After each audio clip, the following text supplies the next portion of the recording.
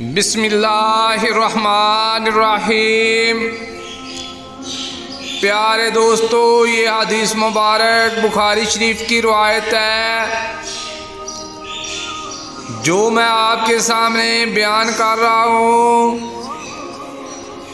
जब नबी करीम सल्लल्लाहु अलैहि वसल्लम मर्ज़ अल-वफ़ात में मुब्तला हुए तो आप अपनी चादर को बार बार चेहरे पर डालते। जब अफाका होता तो अपने चेहरे मुबारक से चादर हटा देते। आपने इसी अज़तराब व परेशानी की हालत में फरमाया, यहूद व नसरा पर खुदा की फटकार हो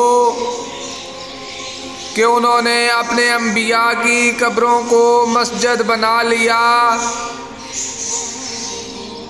आप ये फरमाकर उम्मत को ऐसे कामों से डराते थे।